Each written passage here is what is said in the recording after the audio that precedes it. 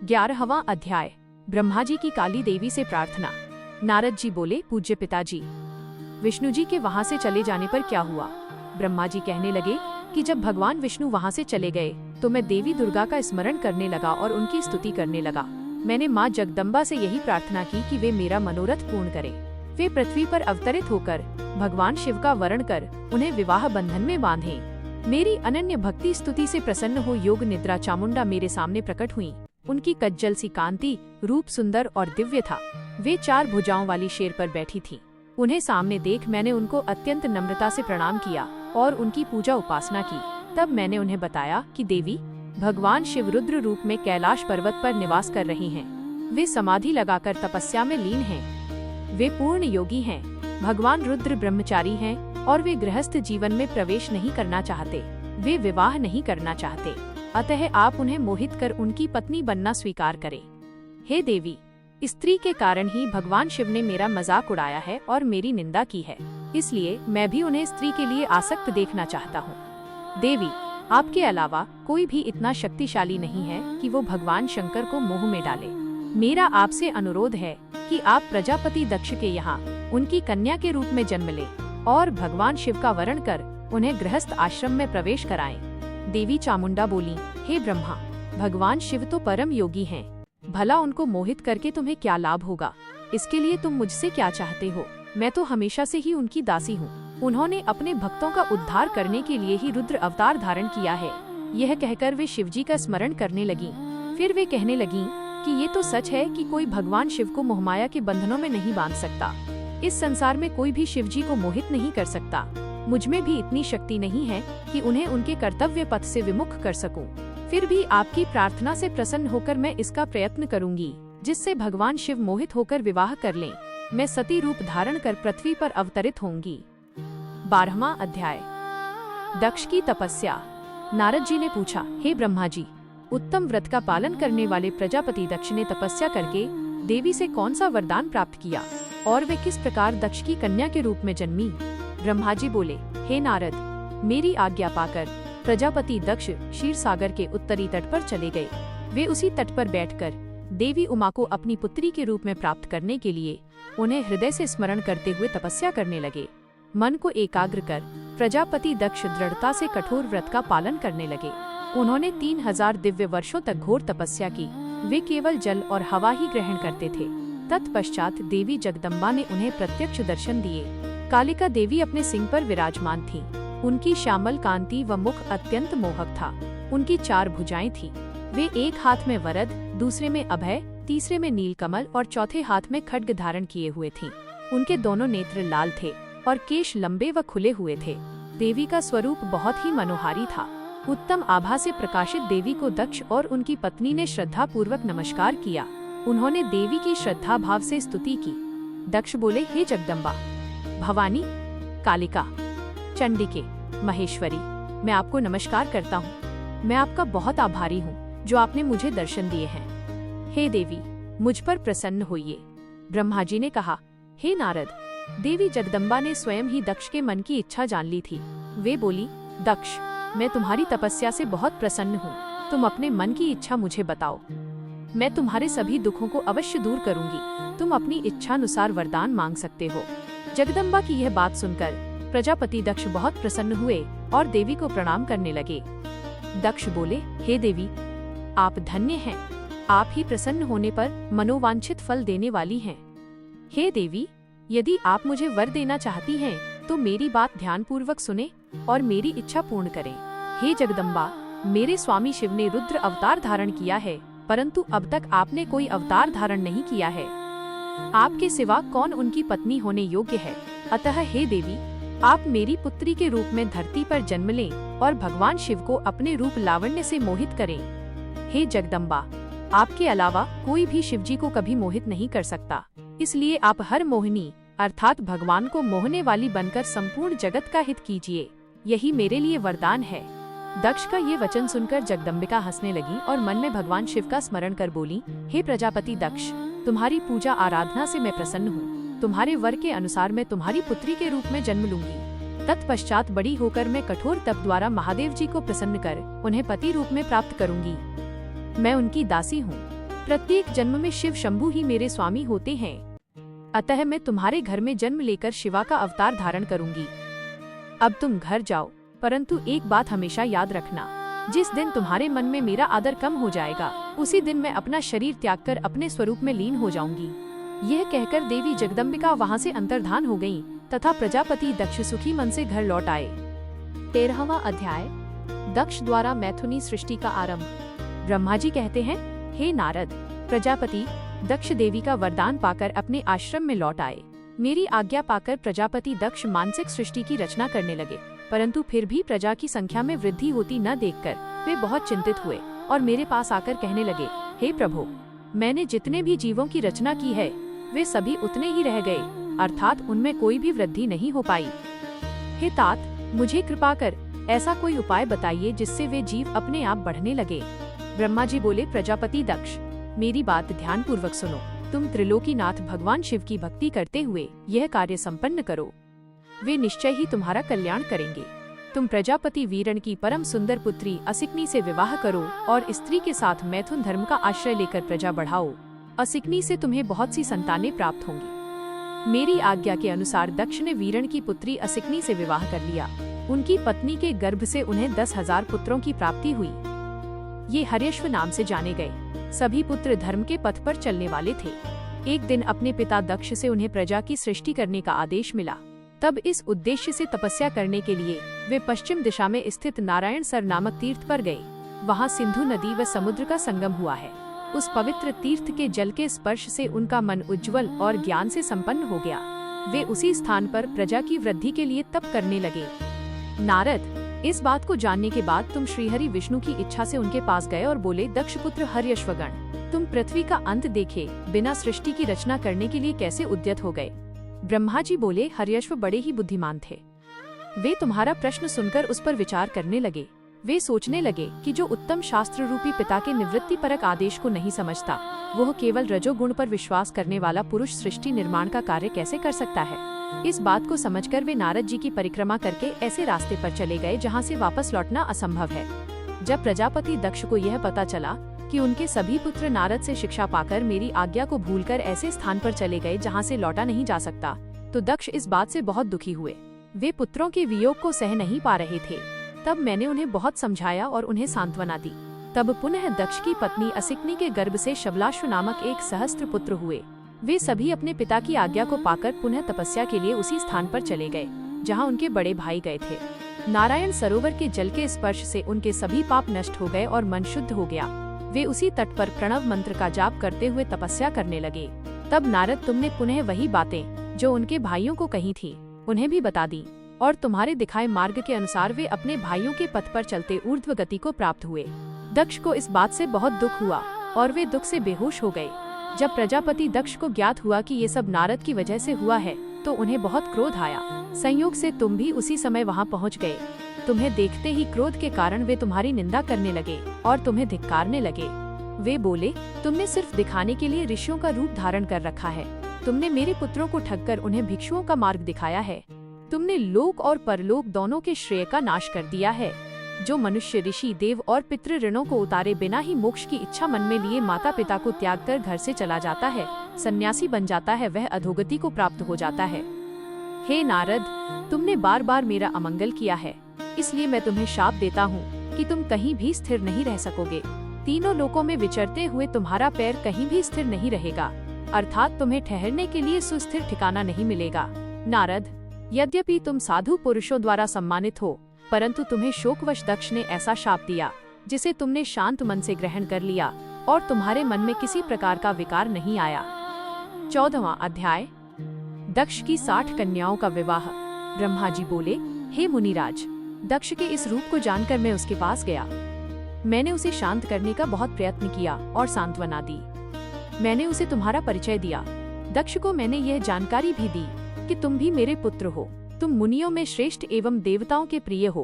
तत्पश्चात प्रजापति दक्ष ने अपनी पत्नी से 60 सुंदर कन्याएं प्राप्त की। तब उनका धर्म आदि के साथ विवाह कर दिया। दक्ष ने अपनी 10 कन्याओं का विवाह धर्म से, 13 कन्याओं का ब्याह कश्यप मुनि से और 27 कन्याओं का विवाह चंद्रमा से कर दिया। 2 भूतांगिरस और कृशाश्व को और शेष 4 कन्याओं का विवाह तार्क्ष के साथ कर दिया। इन सबकी संतानों से तीनों लोग भर गए। पुत्र पुत्रियों की उत्पत्ति के पश्चात प्रजापति दक्ष ने अपनी पत्नी सहित देवी जगदम्बिका का ध्यान किया, देवी की बहुत स्तुति की। प्रजापति दक्ष की सपत्नीक स्तुति से देवी जगदम्बिका ने प्रसन्न होकर दक्ष की पत्नी के गर्भ से जन्म लेने का निश्चय किया। उत्तम मुहूर्त देखकर दक्ष पत्नी ने गर्भ धारण किया। उस समय उनकी शोभा बढ़ गई। भगवती के निवास के प्रभाव से दक्ष पत्नी महामंगल रूपिणी हो गई। देवी को गर्भ में जानकर सभी देवी देवताओं ने जगदम्बा की स्तुति की। 9 महीने बीत जाने पर शुभ मुहूर्त में देवी भगवती का जन्म हुआ। उनका मुख दिव्य आभा से सुशोभित था। उनके जन्म के समय आकाश से फूलों की वर्षा होने लगी और मेघ जल बरसाने लगे। देवता आकाश में खड़े मांगलिक ध्वनि करने लगे। यज्ञ की बुझी हुई अग्नि पुनः जलने लगी। साक्षात जगदम्बा को प्रकट हुए देखकर दक्ष ने भक्ति भाव से उनकी स्तुति की। स्तुति सुनकर देवी प्रसन्न होकर बोली, हे प्रजापते, तुम्हारी तपस्या से प्रसन्न होकर मैंने तुम्हारे घर में पुत्री के रूप में जन्म लेने का जो वर दिया था वो आज पूर्ण हो गया है। यह कहकर उन्होंने पुनः शिशु रूप धारण कर लिया तथा रोने लगी। उनका रोना सुनकर दासियां उन्हें चुप कराने हेतु वहां एकत्र हो गईं। जन्मोत्सव में गीत और अनेक वाद्य यंत्र बजने लगे। दक्ष ने वैदिक रीति से अनुष्ठान किया और ब्राह्मणों को दान दिया। उन्होंने अपनी पुत्री का नाम उमा रखा। देवी उमा का पालन बहुत अच्छे तरीके से किया जा रहा था। वो बालकपन में बहुत सी लीलाएं करती थी। देवी उमा इस प्रकार बढ़ने लगी जैसे शुक्ल पक्ष में चंद्रमा की कला बढ़ती है। जब भी वे अपनी सखियों के साथ बैठती, वे भगवान शिव की मूर्ति को ही चित्रित करती थीं। वे सदा प्रभु शिव के भजन गाती थीं, उन्हीं का स्मरण करती और भगवान शिव की भक्ति में ही लीन रहती। 15वां अध्याय। सती की तपस्या। ब्रह्मा जी बोले, हे नारद, एक दिन मैं तुम्हें लेकर प्रजापति दक्ष के घर पहुंचा। वहां मैंने देवी सती को उनके पिता के पास बैठे देखा। मुझे देखकर दक्ष ने आसन से उठकर मुझे नमस्कार किया। तत्पश्चात सती ने भी प्रसन्नता पूर्वक मुझे नमस्कार किया। हम दोनों वहां आसन पर बैठे गए। तब मैंने देवी सती को आशीर्वाद देते हुए कहा, सती, जो केवल तुम्हें चाहते हैं और तुम्हारी ही कामना करते हैं, तुम भी मन में उन्हीं को सोचती हो और उसी के रूप का स्मरण करती हो। उन्हीं सर्वज्ञ जगदीश्वर महादेव को तुम पति रूप में प्राप्त करो, वे ही तुम्हारे योग्य हैं। कुछ देर बाद दक्ष से विदा लेकर मैं अपने धाम को चल दिया। दक्ष को मेरी बातें सुनकर बड़ा संतोष एवं प्रसन्नता हुई। मेरे कथन से उनकी सारी चिंताएं दूर हो गईं। धीरे धीरे सती ने कुमारावस्था पार कर ली और वे युवा अवस्था में प्रवेश कर गईं। उनका रूप अत्यंत मनोहारी था। उनका मुख दिव्य तेज से शोभायमान था। देवी सती को देखकर प्रजापति दक्ष को उनके विवाह की चिंता होने लगी। तब पिता के मन की बात जानकर देवी सती ने महादेव को पति रूप में पाने की इच्छा अपनी माता को बताई। उन्होंने अपनी माता से भगवान शंकर को प्रसन्न करने के लिए तपस्या करने की आज्ञा मांगी। उनकी माता ने आज्ञा देकर घर पर ही उनकी आराधना आरंभ करा दी। आश्विन मास में नंदा अर्थात प्रतिपदा, षष्ठी और एकादशी तिथियों में उन्होंने भक्ति पूर्वक भगवान शिव का पूजन कर उन्हें गुड़, भात और नमक का भोग लगाया व नमस्कार किया। इसी प्रकार एक मास बीत गया। कार्तिक मास की चतुर्दशी को देवी सती ने मालपुओं और खीर से भगवान शिव को भोग लगाया और उनका निरंतर चिंतन करती रहीं। मार्गशीर्ष मास के कृष्ण पक्ष की अष्टमी को वे तिल, जौ और चावल से शिवजी की आराधना करती और घी का दीपक जलाती। पौष माह की शुक्ल पक्ष सप्तमी को पूरी रात जागरण कर सुबह खिचड़ी का भोग लगाती। माघ की पूर्णिमा की रात भर वे शिव आराधना में लीन रहती और सुबह नदी में स्नान कर गीले वस्त्रों में ही पुनः पूजा करने बैठ जाती थीं। फाल्गुन मास के कृष्ण पक्ष की चतुर्दशी तिथि को जागरण कर शिवजी की विशेष पूजा करती थीं। उनका सारा समय शिवजी को समर्पित था। वे अपने दिन रात शिवजी के स्मरण में ही बिताती थीं। चैत्र मास के शुक्ल पक्ष की चतुर्दशी को वे ढाक के फूलों और दवनों से भगवान की पूजा करती थीं। वैशाख माह में वे सिर्फ तिलों को खाती थीं। वे नए जौ के भात से शिव पूजन करती थीं। ज्येष्ठ माह में वे भूखी रहती और वस्त्रों तथा भटकटैया के फूलों से शिव पूजन करती थीं। आषाढ़ मास के शुक्ल पक्ष की चतुर्दशी को वे काले वस्त्रों और भटकटैया से रुद्रदेव का पूजन करती थीं। श्रावण मास में यज्ञोपवीत वस्त्रों तथा कुश आदि से वे पूजन करती थीं। भाद्रपद मास में विभिन्न फूलों व फलों से वे शिव को प्रसन्न करने की कोशिश करती। वे सिर्फ जल ही ग्रहण करती थीं। देवी सती हर समय भगवान शिव की आराधना में ही लीन रहती थी। इस प्रकार उन्होंने दृढ़ता पूर्वक नंदा व्रत को पूरा किया। व्रत पूरा करने के पश्चात वे शिवजी का ध्यान करने लगी। वे निश्चित आसन में स्थित हो निरंतर शिव आराधना करती रहीं। हे नारद, देवी सती की इस अनन्य भक्ति और तपस्या को अपनी आंखों से देखने में विष्णु तथा अन्य सभी देवी देवता और ऋषि मुनि वहां गए। वहां सभी ने देवी सती को भक्ति पूर्वक नमस्कार किया और उनके सामने मस्तक झुकाए। सभी देवी देवताओं ने उनकी तपस्या को सराहा। तब सभी देवी देवता और ऋषि मुनि मेरे ब्रह्मा और विष्णु सहित कैलाश पर्वत पर पहुँचे। वहाँ भगवान शिव ध्यानमग्न थे। हमने उनके निकट जाकर दोनों हाथ जोड़कर उन्हें प्रणाम किया तथा उनकी स्तुति आरंभ कर दी। हमने कहा, प्रभो, आप परम शक्तिशाली हैं। आप ही सत्व, रज और तप आदि शक्तियों के स्वामी हैं। वेदत्रयी, लोकत्रयी आपका स्वरूप है। आप अपनी शरण में आए भक्तों की सदैव रक्षा करते हैं। आप सदैव भक्तों का उद्धार करते हैं। हे महादेव, हे महेश्वर, हम आपको नमस्कार करते हैं। आपकी महिमा जान पाना कठिन ही नहीं असंभव है। हम आपके सामने अपना मस्तक झुकाते हैं। ब्रह्मा जी बोले, नारद, इस प्रकार भगवान शिवशंकर की स्तुति करके सभी देवता मस्तक झुकाकर शिवजी के सामने चुपचाप खड़े हो गए। 16वां अध्याय, रुद्रदेव का सती से विवाह। ब्रह्मा जी बोले, श्री विष्णु सहित अनेक देवी देवताओं और ऋषि मुनियों द्वारा की गई स्तुति सुनकर सृष्टिकर्ता शिवजी ने प्रसन्नता पूर्वक हम सबके आगमन का कारण पूछा। रुद्रदेव बोले, हे हरे, हे देवताओं और महर्षियों, मुझे अपने कैलाश पर आगमन के विषय में बताइए। आप लोग यहाँ किस लिए आए हैं और आपको कौन सा कार्य है, कृपया मुझे बताइए। मुने, महादेव जी के इस प्रकार पूछने पर भगवान विष्णु की आज्ञा से मैंने इस प्रकार निवेदन किया। मैं बोला, हे देवाधिदेव महादेव, करुणा सागर, हम सब यहाँ आपकी सहायता मांगने के लिए आए हैं। भगवान, हम तीन होते हुए भी एक हैं। सृष्टि के चक्र को नियमित तथा सुचारू रूप से चलाने के लिए हम एक दूसरे के सहयोगी की तरह कार्य करते हैं। हम एक दूसरे के सहायक हैं। हम तीनों के परस्पर सहयोग के फल स्वरूप ही जगत के सभी कार्य संपन्न होते हैं। महेश्वर, कुछ असुरों का वध आपके द्वारा, कुछ असुरों का वध मेरे द्वारा तथा कुछ असुरों का वध श्री हरि द्वारा निश्चित है। हे प्रभु, कुछ असुर आपके वीर्य द्वारा उत्पन्न पुत्र के द्वारा नष्ट होंगे। हे भगवान, आप घोर असुरों का विनाश कर जगत को स्वास्थ्य व अभय प्रदान करते हैं। हे प्रभु, सृष्टि की रचना, पालन और संहार, ये तीनों ही हमारे कार्य हैं। यदि हम अपने कार्य सही तरह से नहीं करेंगे तो हमारे अलग अलग शरीर धारण करने का कोई उद्देश्य ही नहीं रहेगा। हे देव, एक ही परमात्मा महेश्वर तीन स्वरूपों में अभिव्यक्त हुए हैं। वास्तव में शिव स्वतंत्र हैं। वे लीला के उद्देश्य से सृष्टि का कार्य करते हैं। भगवान विष्णु उनके बाएं अंग से प्रकट हुए हैं। मैं ब्रह्मा उनके दाएं अंग से प्रकट हुआ हूँ। रुद्रदेव उनके हृदय से प्रकट हुए हैं, इसलिए वे ही भगवान शिव का पूर्ण रूप हैं। उनकी आज्ञा के अनुसार मैं सृष्टि की रचना और विष्णु जी जगत का पालन करते हैं।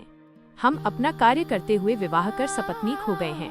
अतः आप भी विश्व हित के लिए परम सुंदरी को पत्नी के रूप में ग्रहण करें। हे महेश्वर, पूर्व काल में आपने शिव रूप में हमें एक बात कही थी। आपने कहा था, मेरा एक अवतार तुम्हारे ललाट से होगा जिसे रुद्र नाम से जाना जाएगा। तुम ब्रह्मा सृष्टिकर्ता होगे, भगवान विष्णु जगत का पालन करेंगे। मैं शिव सगुण रुद्र रूप संहार करने वाला होऊंगा। एक स्त्री के साथ विवाह करके लोक के कार्यों की सिद्धि करूंगा। हे महादेव, अब अपनी कही बात को पूरा कीजिए। हे प्रभु, आपके बिना हम दोनों अपना कार्य करने में समर्थ नहीं हैं। अतः प्रभु, आप ऐसी स्त्री को पत्नी रूप में धारण करें जो कि लोकहित के कार्य कर सके। भगवान, जिस प्रकार लक्ष्मी विष्णु की और सरस्वती मेरी सहधर्मिणी है, उसी प्रकार आप भी अपने जीवन साथी को स्वीकार कीजिए। मेरी ये बात सुनकर महादेव जी मुस्कुराने लगे और हमसे इस प्रकार बोले। उन्होंने कहा, हे ब्रह्मा, हे विष्णु, तुम मुझे सदा से अत्यंत प्रिय हो। तुम समस्त देवताओं में श्रेष्ठ तथा त्रिलोक के स्वामी हो।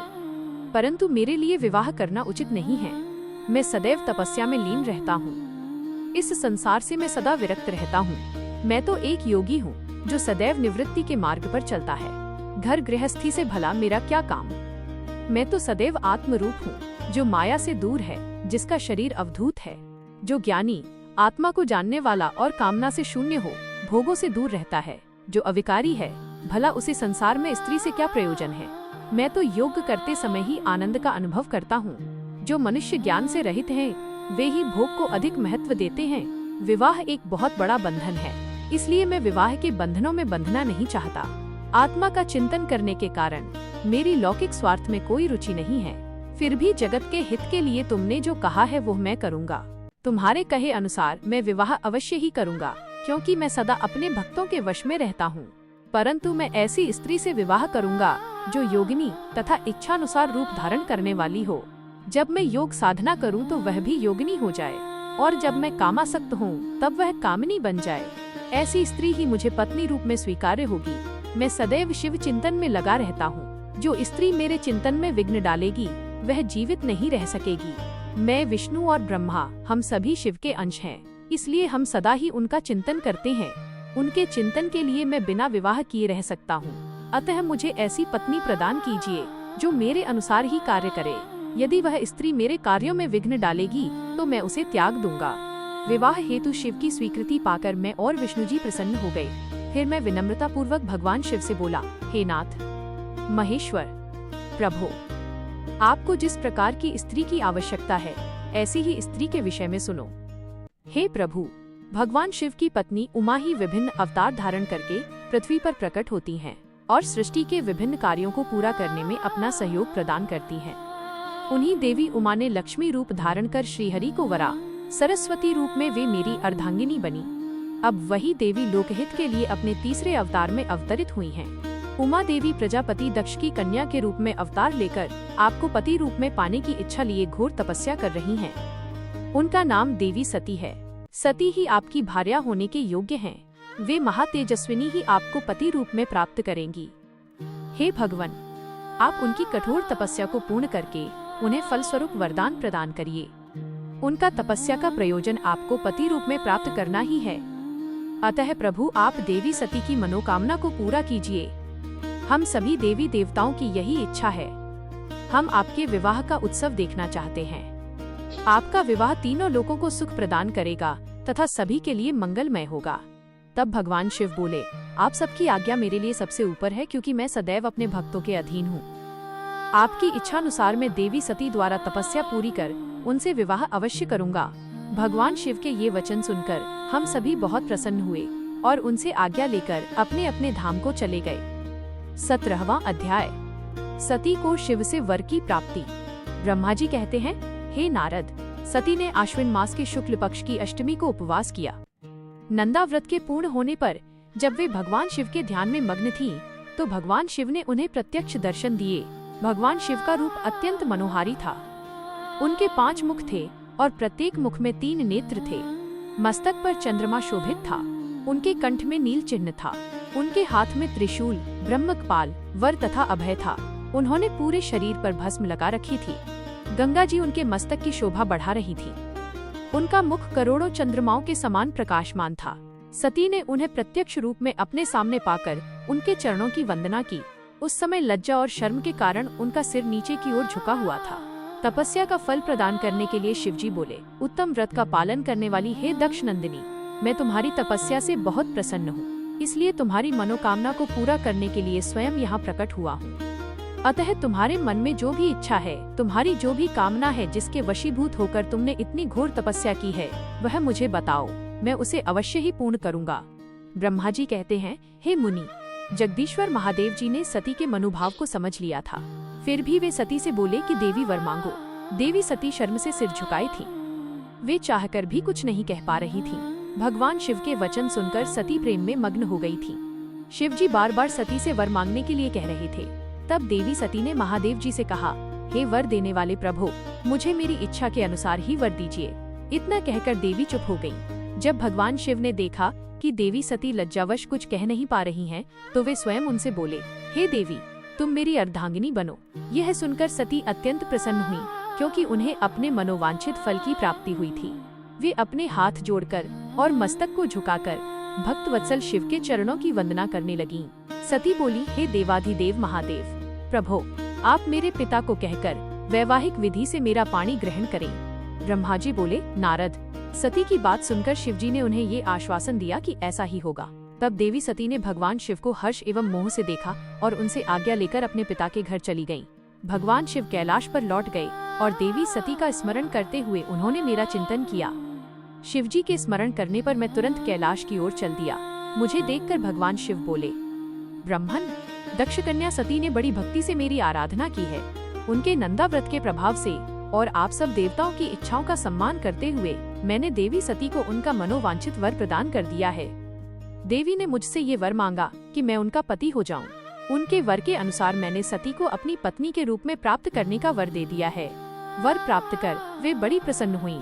तथा उन्होंने मुझसे प्रार्थना की कि मैं उनके पिता प्रजापति दक्ष के समक्ष देवी सती से विवाह करने का प्रस्ताव रखूं और पानी ग्रहण कर उनका वरण करूं। उनके विनम्र अनुरोध को मैंने स्वीकार कर लिया है, इसलिए मैंने आपको यहाँ बुलाया है कि आप प्रजापति दक्ष के घर जाकर उनसे देवी सती का कन्यादान मुझसे करने का अनुरोध करें। भगवान शिव की आज्ञा से मैं बहुत प्रसन्न हुआ और मैंने उनसे कहा, भगवान, मैं धन्य हो गया जो आपने हम सभी देवी देवताओं के अनुरोध को स्वीकार कर देवी सती को अपनी पत्नी बनाना स्वीकार करने और इस कार्य को पूरा करने के लिए मुझे चुना। मैं आपकी आज्ञा अनुसार अभी प्रजापति दक्ष के घर जाता हूँ तथा उन्हें आपका संदेश सुनाकर देवी सती का हाथ आपके लिए मांगता हूँ। ये कहकर मैं वेगशाली रथ से दक्ष के घर की ओर चल दिया। नारद जी ने पूछा, हे पितामह, पहले आप मुझे ये बताइए कि देवी सती के घर लौटने पर क्या हुआ? दक्ष ने उनसे क्या कहा और क्या किया? ब्रह्मा जी नारद जी के प्रश्न का उत्तर देते हुए बोले, जब देवी सती तपस्या पूर्ण होने पर अपनी 18वां अध्याय शिव और सती का विवाह। ब्रह्मा जी बोले, नारद, जब मैं कैलाश पर्वत पर भगवान शिव को प्रजापति दक्ष की स्वीकृति की सूचना देने पहुंचा तो वे उत्सुकता पूर्वक मेरी ही प्रतीक्षा कर रहे थे। तब मैंने महादेव जी से कहा, हे भगवान, दक्ष ने कहा है कि वे अपनी पुत्री सती का विवाह भगवान शिव से करने को तैयार हैं, क्योंकि सती का जन्म महादेव जी के लिए ही हुआ है। ये विवाह होने पर उन्हें सबसे अधिक प्रसन्नता होगी। उनकी पुत्री सती ने महादेव जी को पति रूप में प्राप्त करने हेतु ही उनकी घोर तपस्या की है। उन्हें इस बात की भी खुशी है कि मैं स्वयं आपकी आज्ञा से उनकी पुत्री के लिए आपका अर्थात भगवान शिव का विवाह प्रस्ताव लेकर वहां गया। उन्होंने कहा, हे पितामह, उनसे कहिए कि वे शुभ लग्न और मुहूर्त में अपनी बारात लेकर स्वयं आएं। मैं अपनी पुत्री का कन्यादान सहर्ष महादेव जी को कर दूंगा। हे भगवान, दक्ष ने मुझसे ये बात कही है, इसलिए आप शुभ मुहूर्त देखकर शीघ्र ही उनके घर चलें और देवी सती का वरण करें।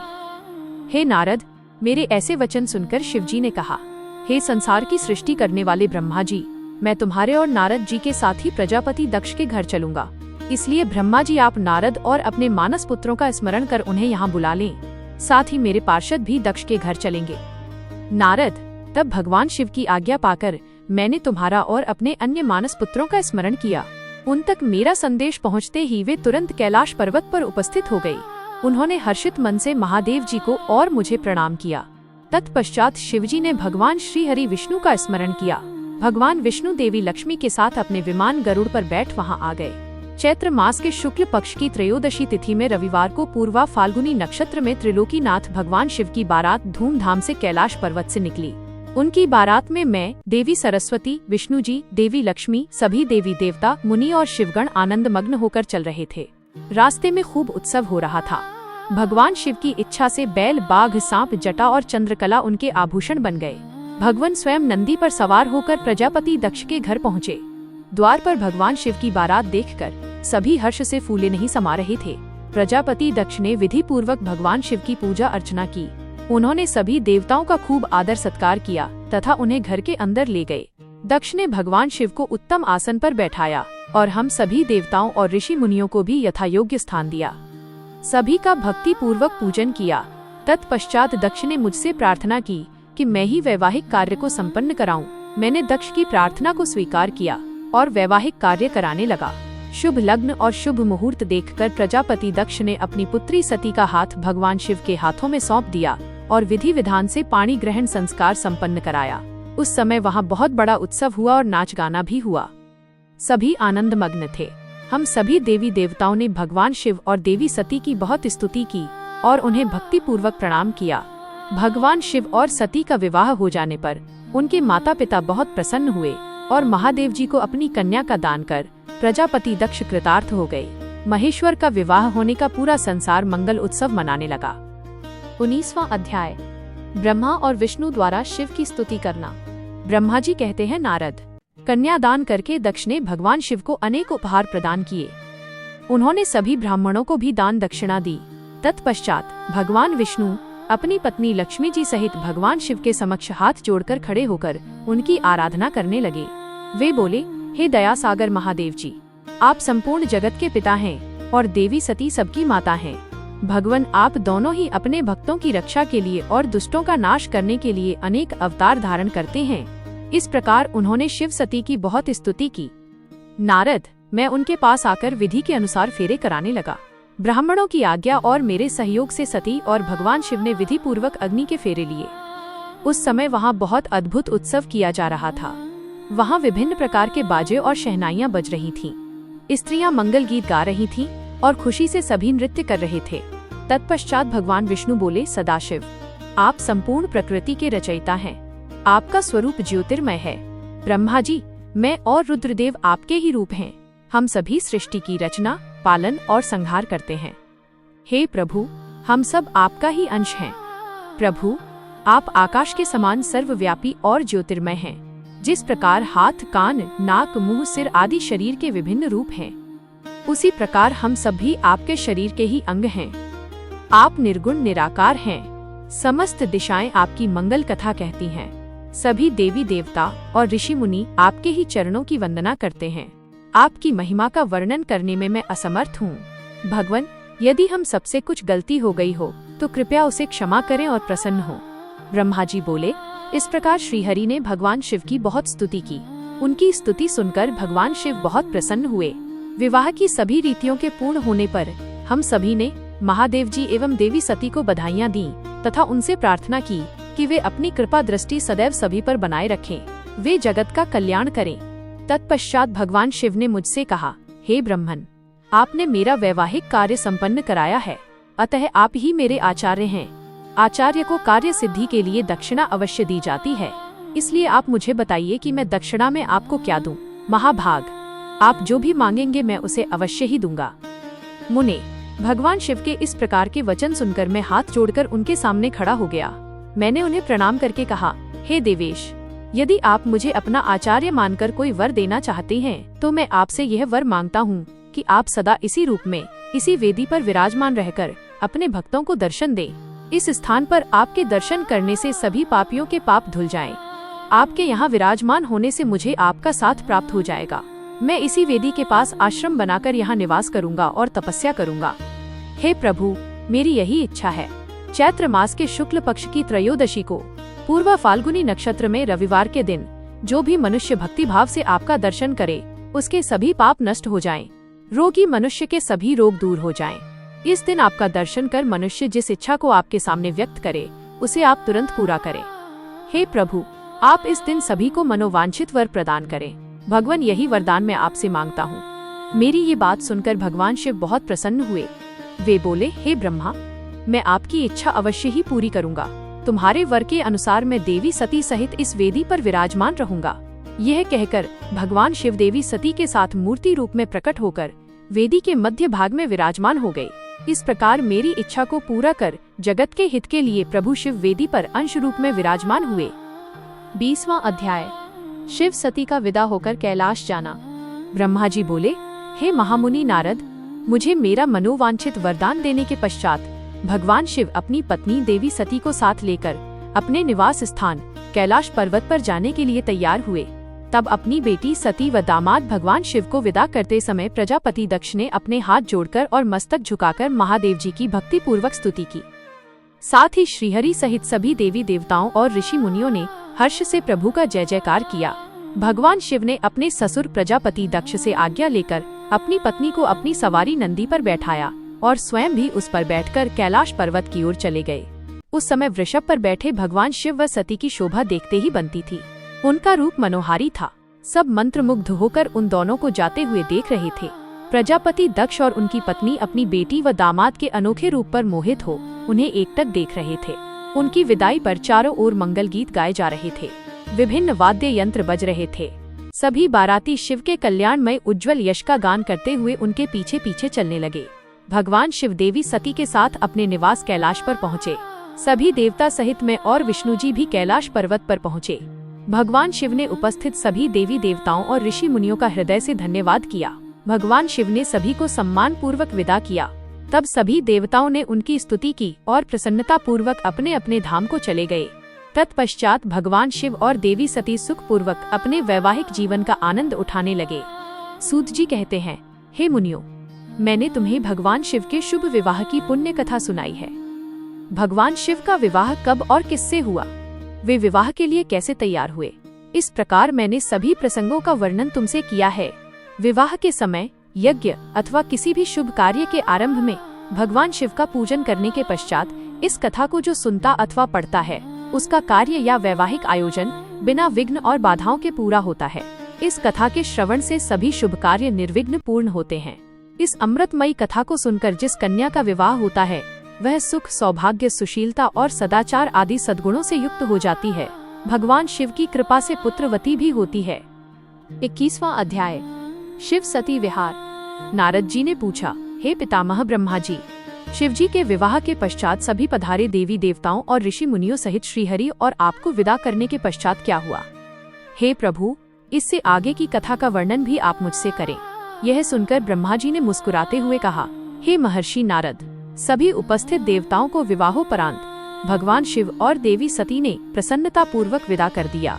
तत्पश्चात देवी सती ने सभी शिवगणों को भी कुछ समय के लिए कैलाश पर्वत से जाने की आज्ञा प्रदान की।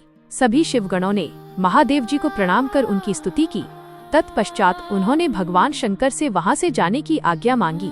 आज्ञा देते हुए महादेव जी ने कहा, जाएं, लेकिन मेरे स्मरण करने पर आप सभी तुरंत मेरे समक्ष उपस्थित हो जाएं। तब नंदी समेत सभी गण वहां भगवान शिव और देवी सती को अकेला छोड़कर कुछ समय के लिए कैलाश पर्वत से चले गए।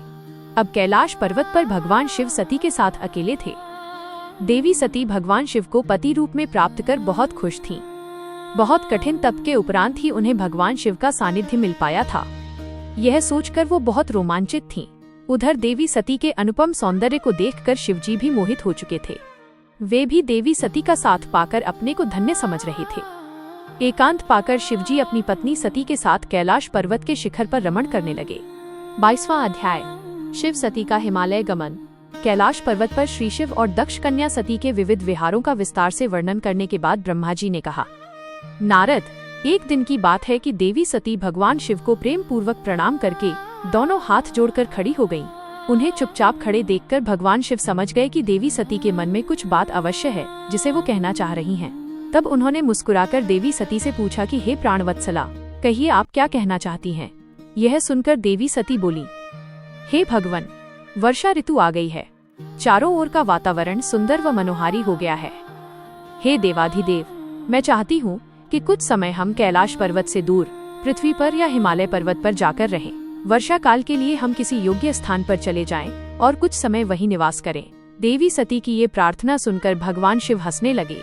हंसते हुए ही उन्होंने अपनी पत्नी सती से कहा कि प्रिय, जहाँ पर मैं निवास करता हूँ वहाँ पर मेरी इच्छा के विरुद्ध कोई भी आ जा नहीं सकता है। मेघ भी मेरी आज्ञा के बिना कैलाश पर्वत की ओर कभी नहीं आएंगे। वर्षा काल में भी मेघ सिर्फ नीचे की ओर ही घूमकर चले जाएंगे। हे प्रिय, तुम्हारी इच्छा के विरुद्ध कोई भी तुम्हें परेशान नहीं कर सकता। फिर भी यदि आप चाहती हैं तो हम हिमालय पर्वत पर चलते हैं। तत्पश्चात भगवान शिव अपनी पत्नी सती के साथ हिमालय पर चले गए। कुछ समय वहां प्रसन्नता पूर्वक विहार करने के पश्चात वे पुनः अपने निवास पर लौट आए। 23वां अध्याय, शिव द्वारा ज्ञान और मोक्ष का वर्णन। ब्रह्मा जी बोले, हे महर्षि नारद, भगवान शिव और सती के हिमालय से वापस आने के पश्चात वे पुनः पहले की तरह कैलाश पर्वत पर अपना निवास करने लगे। एक दिन देवी सती ने भगवान शिव को भक्तिभाव से नमस्कार किया और कहने लगी, हे देवाधिदेव, महादेव, कल्याण सागर, आप सभी की रक्षा करते हैं। हे भगवान, मुझ पर भी अपनी कृपा दृष्टि कीजिए। प्रभु, आप परम पुरुष और सबके स्वामी हैं। आप रजोगुण, तमोगुण और सत्वगुण से दूर हैं। आपको पति रूप में पाकर मेरा जन्म सफल हो गया। हे करुणा निधान, आपने मुझे हर प्रकार का सुख दिया है तथा मेरी हर इच्छा को पूरा किया है, परंतु अब मेरा मन तत्वों की खोज करता है। मैं उस परम तत्व का ज्ञान प्राप्त करना चाहती हूँ जो सभी को सुख प्रदान करने वाला है, जिसे पाकर जीव संसार के दुखों और मोह माया से मुक्त हो जाता है और उसका उद्धार हो जाता है। प्रभु, मुझ पर कृपा कर आप मेरा ज्ञान वर्धन करें। ब्रह्मा जी बोले, मुने, इस प्रकार आदिशक्ति देवी सती ने जीवों के उद्धार के लिए भगवान शिव से प्रश्न किया।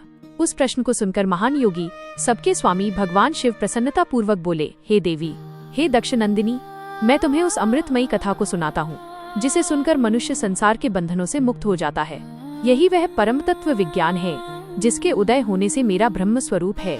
ज्ञान प्राप्त करने पर उस विज्ञानी पुरुष की बुद्धि शुद्ध हो जाती है। उस विज्ञान की माता मेरी भक्ति है। यह भोग और मोक्ष रूप को प्रदान करती है। भक्ति और ज्ञान सदा सुख प्रदान करता है। भक्ति के बिना ज्ञान और ज्ञान के बिना भक्ति की प्राप्ति नहीं होती है। हे देवी, मैं सदा अपने भक्तों के अधीन हूँ। भक्ति दो प्रकार की होती है, सगुण और निर्गुण। शास्त्रों से प्रेरित और हृदय के सहज प्रेम से प्रेरित भक्ति श्रेष्ठ है, परंतु किसी वस्तु की कामना स्वरूप की गई भक्ति निम्न कोटि की होती है। हे प्रिय, मुनियों ने सगुणा और निर्गुणा नामक दोनों भक्तियों के 9 भेद बताए हैं। श्रवण, कीर्तन, स्मरण, सेवन, दास्य, अर्चन, वंदन, सख्य और आत्मसमर्पण ही भक्ति के अंग माने जाते हैं। जो एक स्थान पर स्थिरता पूर्वक बैठकर तन मन को एकाग्रचित करके मेरी कथा और कीर्तन को प्रतिदिन सुनता है, इसे श्रवण कहा जाता है। जो अपने हृदय में मेरे दिव्य जन्म कर्मों का चिंतन करता है और उसका अपनी वाणी से उच्चारण करता है, इसे भजन रूप में गाना ही कीर्तन कहा जाता है। मेरे स्वरूप को नित्य अपने आसपास हर वस्तु में तलाश कर मुझे सर्वत्र व्यापक मानना तथा सदैव मेरा चिंतन करना ही स्मरण है। सूर्य निकलने से लेकर रात्रि तक, सूर्यास्त तक हृदय और इंद्रियों से निरंतर मेरी सेवा करना ही सेवन कहा जाता है। स्वयं को प्रभु का किंकर समझकर अपने हृदयामृत के भोग से भगवान का स्मरण दास्य कहा जाता है। अपने धन और वैभव के अनुसार 16 उपचारों के द्वारा मनुष्य द्वारा की गई मेरी पूजा अर्चन कहलाती है। मन, ध्यान और वाणी से मंत्रों का उच्चारण करते हुए इष्ट देव को नमस्कार करना वंदन कहा जाता है। ईश्वर द्वारा किए गए फैसले को अपना हित समझकर उसे सदैव मंगल मानना ही सख्य है। मनुष्य के पास जो भी वस्तु है वह भगवान की प्रसन्नता के लिए उनके चरणों में अर्पण कर उन्हें समर्पित कर देना ही आत्मसमर्पण कहलाता है। भक्ति के यह 9 अंग भोग और मोक्ष प्रदान करने वाले हैं। ये सभी ज्ञान के साधन मुझे प्रिय हैं। मेरी सांगोपांग भक्ति ज्ञान और वैराग्य को जन्म देती है। इससे सभी अभीष्ट फलों की प्राप्ति होती है। मुझे मेरे भक्त बहुत प्यारे हैं। तीनों लोकों और चारों युगों में भक्ति के समान दूसरा कोई भी सुखदायक मार्ग नहीं है। कलियुग में जब ज्ञान और वैराग्य का ह्रास हो जाएगा, तब भी भक्ति ही शुभ फल प्रदान करने वाली होगी। मैं सदा ही अपने भक्तों के वश में रहता हूँ। मैं अपने भक्तों की विपरीत परिस्थिति में सदैव सहायता करता हूँ और उसके सभी कष्टों को दूर करता हूँ। मैं अपने भक्तों का रक्षक हूँ। ब्रह्मा जी बोले, नारद, देवी सती को भक्त और भक्ति का महत्व सुनकर बहुत प्रसन्नता हुई। उन्होंने भगवान शिव को प्रणाम किया और पुनः शास्त्रों के बारे में पूछा। वे ये जानना चाहती थीं कि सभी जीवों का उद्धार करने वाला, उन्हें सुख प्रदान करने वाला, सभी साधनों का प्रतिपादक शास्त्र कौन सा है। वे ऐसे शास्त्र का महात्म्य सुनना चाहती थीं। सती का प्रश्न सुनकर शिवजी ने प्रसन्नता पूर्वक सब शास्त्रों के विषय में देवी सती को बताया। महेश्वर ने 5 अंगों सहित तंत्र शास्त्र, यंत्र शास्त्र तथा सभी देवेश्वरों की महिमा का वर्णन किया। उन्होंने इतिहास की कथा भी सुनाई, पुत्र और स्त्री के धर्म की महिमा भी बताई। मनुष्यों को सुख प्रदान करने वाले वैदिक शास्त्र तथा ज्योतिष शास्त्र का भी वर्णन किया। भगवान शिव ने भक्तों का महात्म्य और राजधर्म भी बताया। इसी प्रकार भगवान शिव ने सती को उनके पूछे सभी प्रश्नों का उत्तर देते हुए सभी कथाएं सुनाईं। 24वां अध्याय, शिव की आज्ञा से सती द्वारा श्री राम की परीक्षा।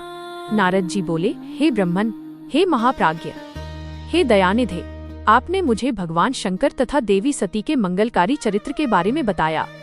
हे प्रभु, मैं महादेव जी का सपत्नीक यश वर्णन सुनना चाहता हूँ। कृपया अब मुझे आप यह बताइए कि तत्पश्चात शिवजी व सती ने क्या किया। उनके सभी चरित्रों का वर्णन मुझसे करें। ब्रह्मा जी ने कहा, मुने, एक बार की बात है कि सती जी को अपने पति का वियोग प्राप्त हुआ। यह वियोग भी उनकी लीला का ही रूप था, क्योंकि इनका परस्पर वियोग तो हो ही नहीं सकता है। यह वाणी और अर्थ के समान है। यह शक्ति और शक्तिमान है तथा चित स्वरूप है। सती और शिव तो ईश्वर हैं। वे समय समय पर नई नई लीलाएं रचते हैं। सूत जी कहते हैं, महर्षियों, ब्रह्मा जी की बात सुनकर नारद जी ने ब्रह्मा जी से देवी सती और भगवान शिव के बारे में पूछा कि भगवान शिव ने अपनी पत्नी सती का त्याग क्यों किया। ऐसा किस लिए हुआ कि स्वयं वर देने के बाद भी उन्होंने देवी सती को छोड़ दिया। प्रजापति दक्ष ने अपने यज्ञ के आयोजन में भगवान शिव को निमंत्रण क्यों नहीं दिया और यज्ञ स्थल पर भगवान शंकर का अनादर क्यों किया। उस यज्ञ में सती ने अपने शरीर का त्याग क्यों किया तथा इसके पश्चात वहाँ पर क्या हुआ। हे प्रभु, कृपा कर मुझे इस विषय में सविस्तार बताइए। ब्रह्मा जी बोले, हे महाप्राज्ञ नारद, मैं तुम्हारी उत्सुकता देखकर तुम्हारी सभी जिज्ञासाओं को शांत करने के लिए तुम्हें सारी बातें बताता हूँ। ये सभी भगवान शिव की ही लीला है। उनका स्वरूप स्वतंत्र और निर्विकार है। देवी सती भी उनके अनुरूप ही हैं। एक समय की बात है, भगवान शिव अपनी प्राणप्रिय पत्नी सती के साथ अपनी सवारी नंदी पर बैठकर पृथ्वी लोक का भ्रमण कर रहे थे। घूमते घूमते वे दंडकारण्य में आ गए। उस वन में उन्होंने भगवान श्री राम को उनके भ्राता लक्ष्मण के साथ जंगलों में भटकते हुए देखा। वे अपनी पत्नी सीता को खोज रहे थे। जिसे लंका का राजा रावण उठाकर ले गया था। वे जगह जगह भटकते हुए उनका नाम पुकार कर उन्हें ढूंढ रहे थे। पत्नी के बिछुड़ जाने के कारण श्री राम अत्यंत दुखी दिखाई दे रहे थे। उनकी कांति फीकी पड़ गई थी। भगवान शिव ने वन में राम जी को भटकते देखा, परंतु उनके सामने प्रकट नहीं हुए। देवी सती को यह देखकर बड़ा आश्चर्य हुआ। वे शिवजी से बोली, हे सर्वेश, हे करुणानिधान सदाशिव, हे परमेश्वर, ब्रह्मा विष्णु सहित सभी देवता आपकी ही सेवा करते हैं। आप सबके द्वारा पूजित हैं। वेदांत और शास्त्रों के द्वारा आप ही निर्विकार प्रभु हैं। हे नाथ, ये दोनों पुरुष कौन हैं? ये दोनों विरह व्यथा से व्याकुल रहते हैं। ये दोनों धनुर्धर वीर जंगलों में क्यों भटक रहे हैं? भगवन, इनमें ज्येष्ठ पुरुष की अंग कांति नील कमल के समान श्याम है। आप उसे देखकर इतना आनंद विभोर क्यों हो रहे हैं? आपने प्रसन्नता पूर्वक उन्हें प्रणाम क्यों किया? स्वामी कभी भक्त को प्रणाम नहीं करता। हे कल्याणकारी शिव, आप मेरे संशय को दूर कीजिए और मुझे इस विषय में बताइए। ब्रह्मा जी बोले, नारद, कल्याणमयी आदिशक्ति देवी सती ने जब भगवान शिव से इस प्रकार प्रश्न पूछने आरंभ किए तो देवों के देव महादेव भगवान हंसकर बोले, देवी, ये सभी तो पूर्व निर्धारित है। मैंने उन्हें दिए गए वरदान स्वरूप ही उन्हें नमस्कार किया था। ये दोनों भाई सभी वीरों द्वारा सम्मानित हैं। इनके शुभ नाम श्री राम और लक्ष्मण हैं। ये सूर्यवंशी राजा दशरथ के पुत्र हैं। इनमें गोरे रंग के छोटे भाई साक्षात शेष के अंश हैं तथा उनका नाम लक्ष्मण है। बड़े भाई श्री राम भगवान विष्णु का अवतार है। धरती पर इनका जन्म साधुओं की रक्षा और पृथ्वी वासियों के कल्याण के लिए ही हुआ है। भगवान शिव की ये बातें सुनकर देवी सती को विश्वास नहीं हुआ। ऐसा विभ्रम भगवान शिव की माया के कारण ही हुआ था। जब भगवान शिव को ये ज्ञात हुआ कि देवी सती को उनकी बातों पर विश्वास नहीं हुआ है, तो वे अपनी पत्नी दक्ष कन्या सती से बोले, देवी, यदि तुम्हें मेरी बातों पर विश्वास नहीं है तो तुम स्वयं श्री राम की परीक्षा ले लो। जब तक तुम इस बात से आश्वस्त न हो जाओ कि वे दोनों पुरुष ही राम और लक्ष्मण हैं और तुम्हारा मोह न नष्ट हो जाए, तब तक मैं यहीं बरगद के नीचे खड़ा हूँ। तुम जाकर श्री राम और लक्ष्मण की परीक्षा लो। ब्रह्मा जी बोले, हे महामुने नारद, अपने पति भगवान शिव के वचन सुनकर सती ने अपने पति का आदेश प्राप्त कर श्री राम लक्ष्मण की परीक्षा लेने की ठान ली। परंतु उनके मन में बार बार एक ही विचार उठ रहा था कि मैं कैसे उनकी परीक्षा लूं। तब उनके मन में यह विचार आया कि मैं देवी सीता का रूप धारण कर श्री राम के सामने जाती हूँ। यदि वे साक्षात विष्णु जी का अवतार हैं, तो वे मुझे आसानी से पहचान लेंगे, अन्यथा वे मुझे पहचान नहीं पाएंगे। ऐसा विचार कर उन्होंने सीता का वेश धारण कर लिया और राम जी के समक्ष चली गयी। सती ने ऐसा भगवान शिव की माया से मोहित होकर ही किया था। सती को सीता के रूप में देखकर राम जी सब कुछ जान गए। वे हंसते हुए देवी सती को प्रणाम करके बोले, हे देवी सती, आपको मैं नमस्कार करता हूँ। हे देवी, आप तो यहाँ हैं, परंतु त्रिलोकीनाथ भगवान शिव कहीं भी दिखाई नहीं दे रहे हैं। बताइए देवी, आप इस निर्जन वन में अकेली क्या कर रही हैं? और आपने अपने परम सुंदर और कल्याणकारी रूप को त्याग कर यह नया रूप क्यों धारण किया है? श्री रामचंद्र जी की बातें सुनकर देवी सती आश्चर्यचकित हो गयीं। तब वे शिव जी की बातों का स्मरण कर तथा सच्चाई को जानकर बहुत शर्मिंदा हुई और मन ही मन अपने पति भगवान शंकर के चरणों का स्मरण करती हुई बोली, हम अपने पति करुणानिधान भगवान शिव तथा अन्य पार्षदों के साथ पृथ्वी का भ्रमण करते हुए इस वन में आ गए थे। यहाँ आपको लक्ष्मण जी के साथ सीता की खोज में भटकते हुए देखकर भगवान शिव ने आपको प्रणाम किया और वहीं बरगद के पीछे खड़े हो गए। आपको वहाँ देख भगवान शिव आनंदित होकर आपकी महिमा का गान करने लगे। वे आपके दर्शनों से आनंद विभोर हो गए। मेरे द्वारा इस विषय में पूछने पर जब उन्होंने मुझे बताया कि आप श्री विष्णु का अवतार हैं, तो मुझे इस पर विश्वास ही नहीं हुआ और मैं स्वयं आपकी परीक्षा लेने यहाँ आ गई। आपके द्वारा मुझे पहचान लेने से मेरा सारा भ्रम दूर हो गया है। हे श्री हरि, अब मुझे आप ये बताइए कि आप भगवान शिव के भी वंदनीय कैसे हो गए? मेरे मन में यही एक संशय है। कृपया आप मुझे इस विषय में बताकर मेरे संशय को दूर कर मुझे शांति प्रदान करें। देवी सती के ऐसे वचन सुनकर श्री राम प्रसन्न होते हुए तथा अपने मन में शिवजी का स्मरण करते हुए प्रेम विभोर हो उठे। वे प्रभु शिव के चरणों का चिंतन करते हुए मन में उनकी महिमा का वर्णन करने लगे। 25वां अध्याय, श्री राम का सती के संदेह को दूर करना। श्री राम बोले, हे देवी सती, प्राचीन काल की बात है। एक बार भगवान शिव ने अपने लोक में विश्वकर्मा को बुलाकर उसमें एक मनोहर गौशाला बनवाई जो बहुत बड़ी थी। उसमें उन्होंने एक मनोहर विस्तृत भवन का भी निर्माण करवाया। उसमें एक दिव्य सिंहासन तथा एक दिव्य श्रेष्ठ छत्र भी बनवाया। यह बहुत ही अद्भुत और परम उत्तम था। तत्पश्चात उन्होंने सब ओर से इंद्र, देवगणों, सिद्धों, गंधर्वों, समस्त उपदेवों तथा नाग आदि को भी शीघ्र ही उस मनोहर भवन में बुलवाया। सभी वेदों और आगमों को, पुत्रों सहित ब्रह्मा जी को, मुनियों अप्सराओं सहित समस्त देवियों सहित 16 नाग कन्याओं आदि सभी को उसमें आमंत्रित किया, जो कि अनेक मांगलिक वस्तुओं के साथ वहां आए। संगीतज्ञों ने वीणा मृदंग आदि बाजे बजाकर अपूर्व संगीत का गान किया। इस प्रकार यह एक बड़ा समारोह और उत्सव था। राज्याभिषेक की सारी सामग्रियां एकत्रित हुई और तीर्थों के जल से भरे घड़े मंगाए गए।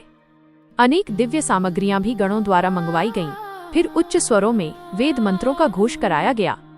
हे देवी, भगवान श्रीहरि विष्णु की उत्तम भक्ति से भगवान शिव सदा प्रसन्न रहते थे। उन्होंने बड़े प्रसन्न होकर श्रीहरि को बैकुंठ से बुलवाया और शुभ मुहूर्त में श्रेष्ठ सिंहासन पर बैठाया।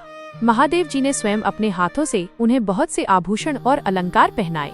उन्होंने भगवान विष्णु के सिर पर मुकुट पहनाकर उनका अभिषेक किया। उस समय वहाँ अनेक मंगल गान गाए गए।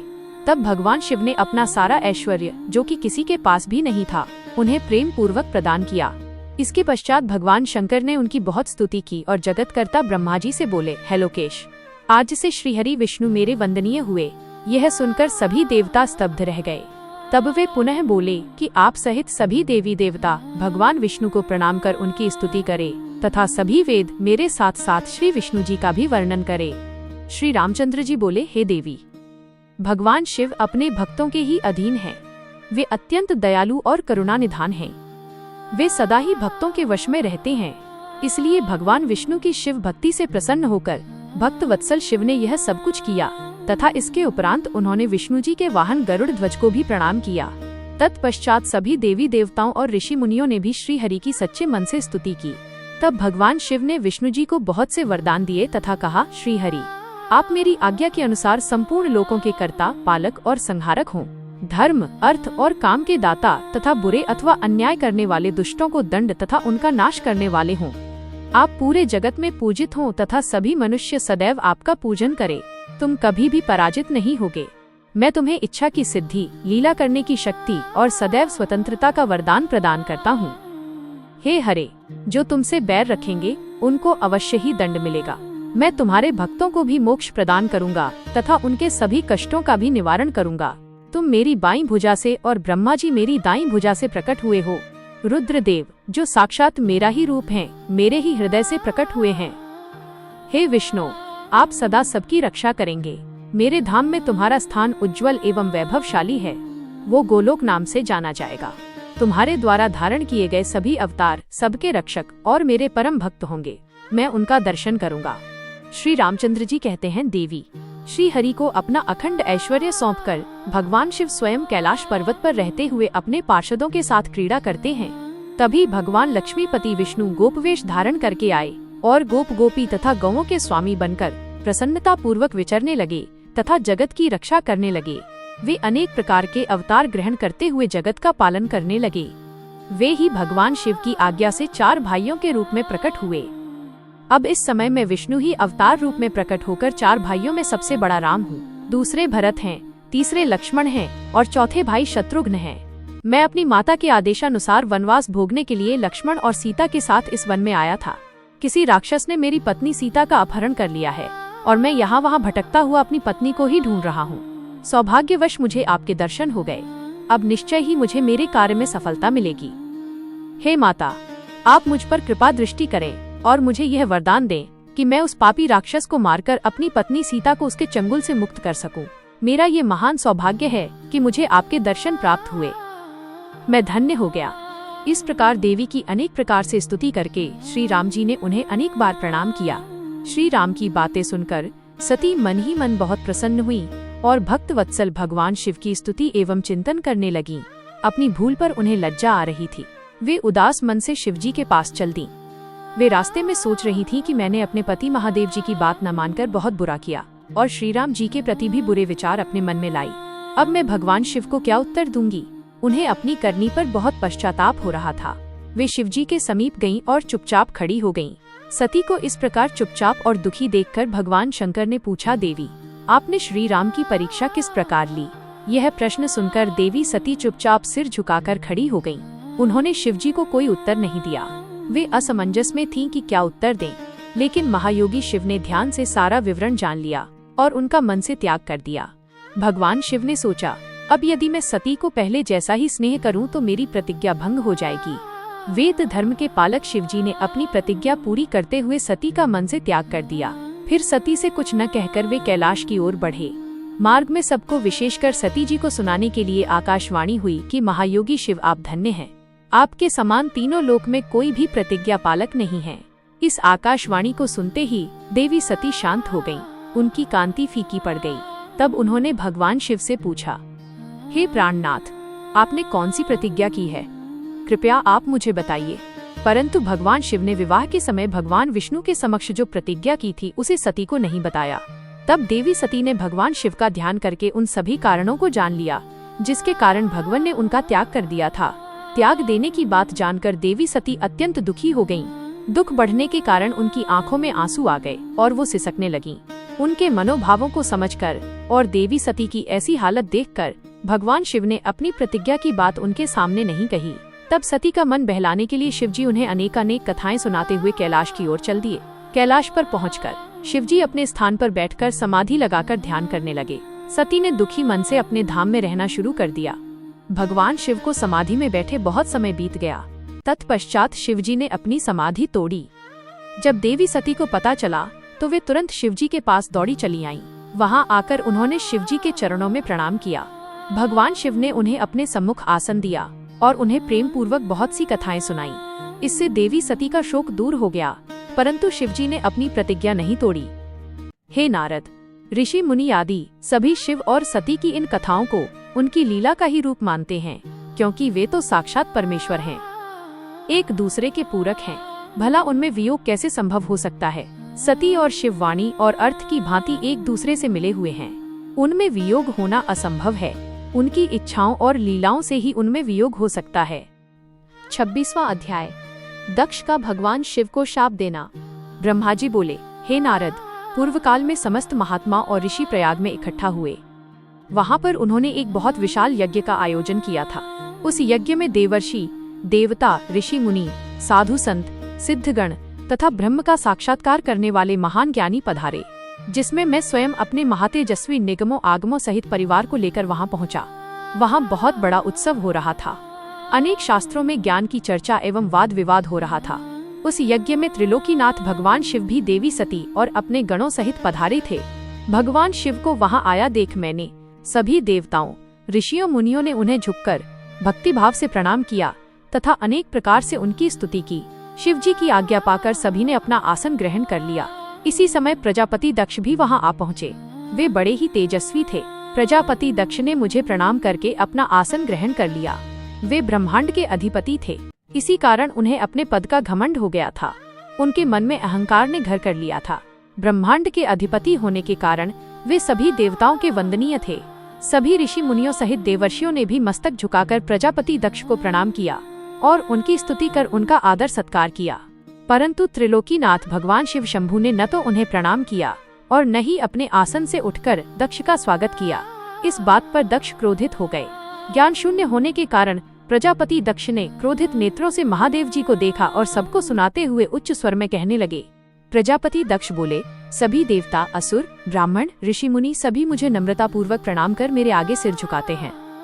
ये सभी उत्तम भक्ति भाव से मेरी आराधना करते हैं, परंतु सदैव प्रेतों और पिशाचों से घिरा रहने वाला ये दुष्ट मनुष्य क्यों मुझे देखकर अनदेखा कर रहा है? श्मशान में निवास करने वाला यह निर्लज्ज जीव क्यों मेरे सामने मस्तक नहीं झुकाता? भूतों पिशाचों का साथ करने के कारण क्या ये शास्त्रों की विधि भी भूल गया है? इसने नीति के मार्ग को भी कलंकित किया है। इसके साथ रहने वाले या इसकी बातों का अनुसरण करने वाले मनुष्य पाखंडी, दुष्ट और पाप का आचरण करने वाले होते हैं। वे ब्राह्मणों की बुराई करते हैं तथा स्त्रियों के प्रति आकर्षित होते हैं। यह रुद्र चारों वर्णों से पृथक और कुरूप है, इसलिए इस पावन यज्ञ से इसे बहिष्कृत कर दिया जाए। यह उत्तम कुल और जन्म से हीन है, अतः इसे यज्ञ में भाग न लेने दिया जाए। पुत्र, क्रोध से विवेक समाप्त हो जाता है। दक्ष ने शिव के लिए अपशब्द कहते समय उसके परिणाम पर तनिक भी विचार नहीं किया। अहंकार के कारण वह शिव के स्वरूप को भूल गया। वो यह भी भूल गया कि आदिशक्ति ने जिसका तप द्वारा वरण किया है वो कोई साधारण मनुष्य, ऋषि या देव नहीं है। ब्रह्मा जी बोले, हे नारद, दक्ष की ये बातें सुनकर भृगु आदि बहुत से महर्षि रुद्रदेव को दुष्ट मानकर उनकी निंदा करने लगे। ये बातें सुनकर नंदी को बुरा लगा।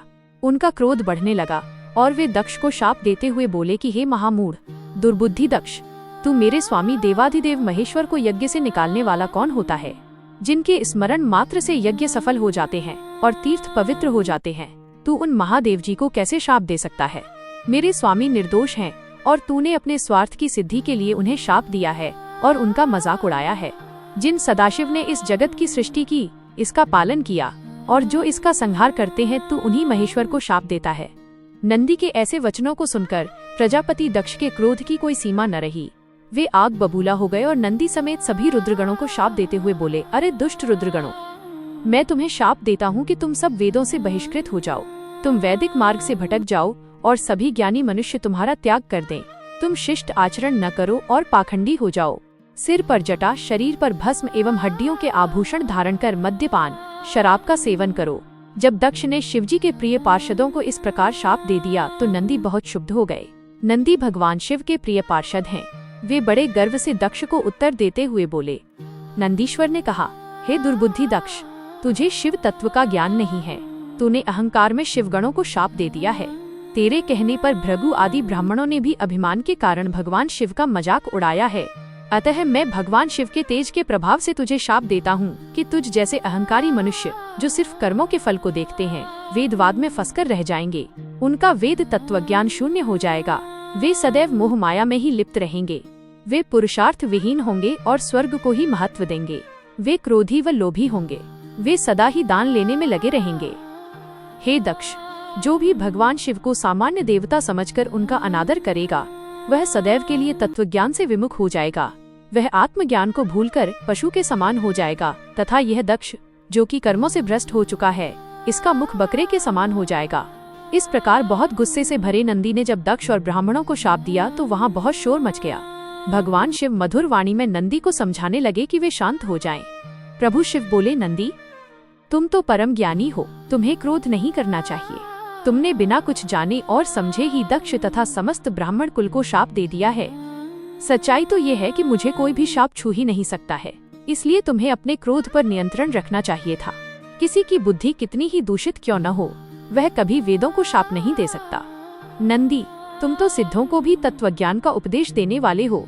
तुम तो जानते हो कि मैं ही यज्ञ हूँ, मैं ही यज्ञ कर्म हूँ, यज्ञ की आत्मा मैं हूँ, यज्ञ परायण यजमान भी मैं हूँ। फिर मैं कैसे यज्ञ से बहिष्कृत हो सकता हूँ? तुमने व्यर्थ ही ब्राह्मणों को शाप दे दिया है। ब्रह्मा जी बोले, नारद, जब भगवान शिव ने अनेक प्रकार से नंदी को समझाया तो उनका क्रोध शांत हो गया। तब शिवजी अपने अन्य गणों व पार्षदों के साथ अपने निवास स्थान कैलाश पर्वत पर चले गए। क्रोध से भरे दक्ष भी ब्राह्मणों के साथ अपने स्थान पर चले गए, परंतु उनके मन में महादेव जी के लिए क्रोध एवं ईर्ष्या का भाव ऐसा ही रहा। उन्होंने शिवजी के प्रति श्रद्धा को त्याग दिया और उनकी निंदा करने लगे। दिन ब दिन उनकी ईर्ष्या बढ़ती गई।